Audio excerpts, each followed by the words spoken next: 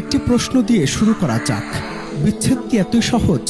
সাম্প্রতিক সময় সামাজিক মাধ্যমে ভাইরাল হওয়া একটি ভিডিও মুহূর্তে স্তব্ধ করে দিয়েছে দেশবাসীকে। ময়মনসিংহের সেই দৃশ্যে দেখা যায় আনুষ্ঠানিক ডিভোর্স শেষে এক মা তার 5 বছরের ছোট মেয়েকে বাবার কোলে দিয়ে চলে যেতে চাইছেন, কিন্তু মেয়েটি কোনোভাবেই মায়ের কাছ থেকে আলাদা হতে চায় না। অসহায় শিশুটির কান্না, আঁকড়ে ধরা হাত আর মা ডাক চারপাশের বাতাসকে ভারী করে তোলে।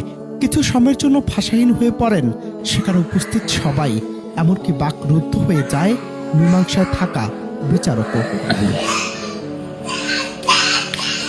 আমাদের সমাজে ডিভোর্সের পর বাবা মা হয়তো নতুন করে জীবন শুরু করেন, নতুন সঙ্গী খুঁজে নেন, কিন্তু মাঝ পথে হারিয়ে যায় সন্তানের রঙিন শৈশব।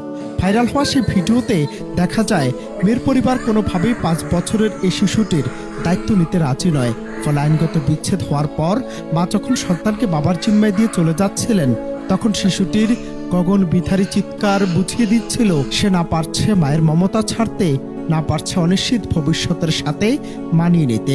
এই অবুঝ শিশুটির কি অপরাধ ছিল যে তাকে এভাবে ত্যায্য করা হলো?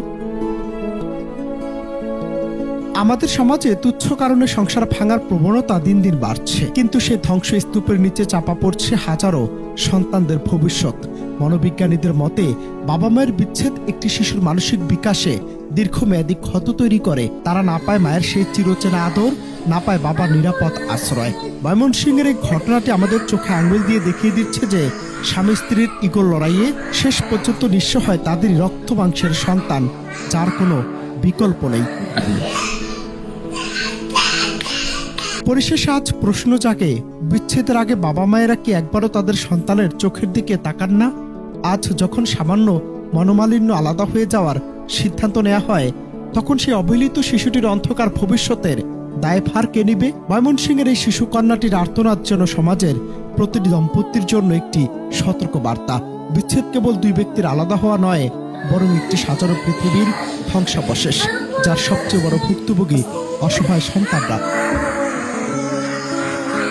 অনন্ত হাসান মাসুদ, বাংলা টিভি।